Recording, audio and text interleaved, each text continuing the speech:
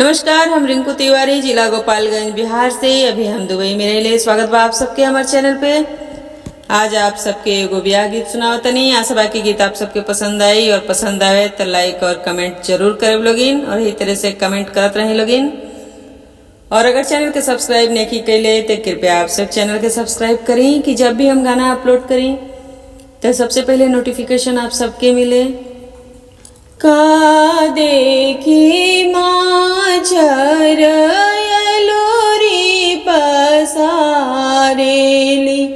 का देखी भावराल भाए, का देखी माझर यलोरी पसारेली, का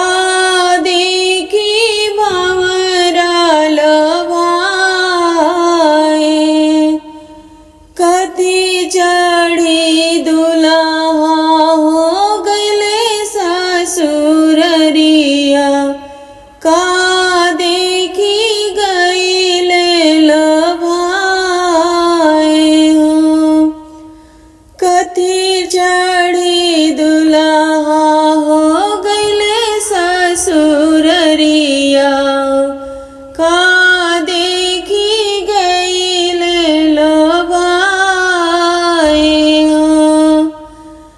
जल देखी माझर यलोरी पसारे, फूल देखी भंवराल भाए हो।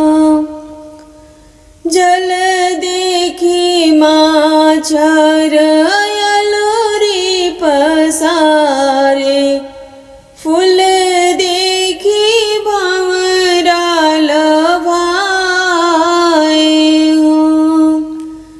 दुल्हन लागी दुल्हा हो गईले ससुररिया, साली देखी गईले लभाई हो।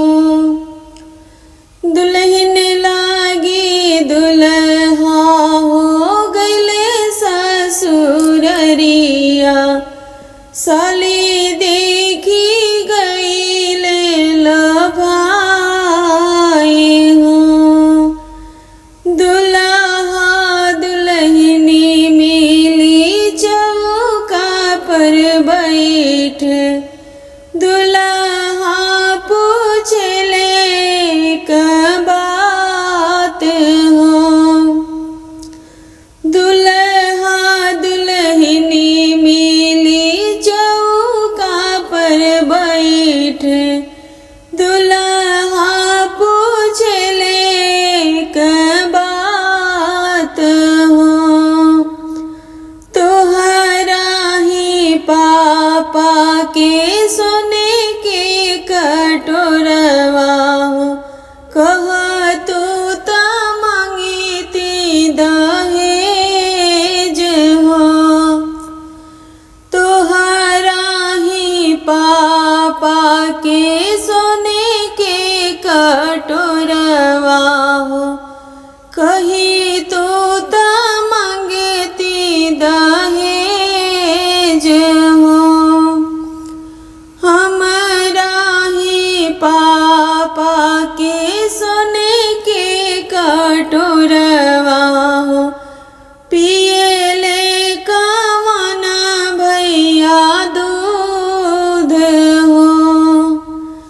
हमारा ही पापा के सोने के कटोरवा हो, पियले हमार भैया दूध हो।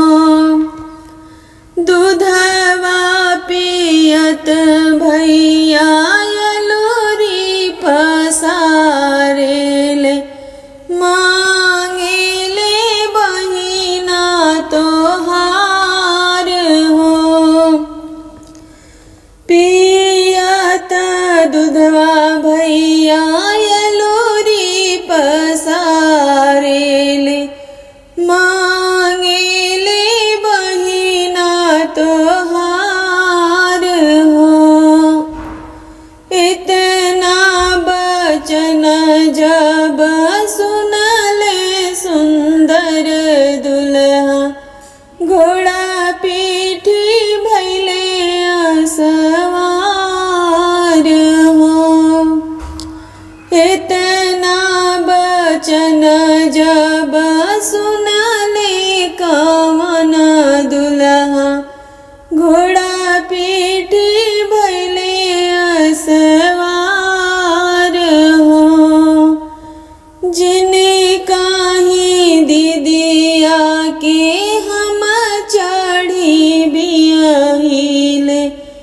से हो मांगे बहिना हमार हो।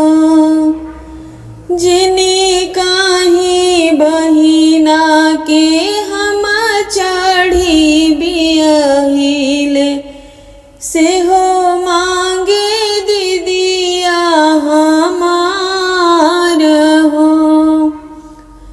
इतना बचन जब सुनले कवन भैया लपकी धरले घोड़ा लगाम हो।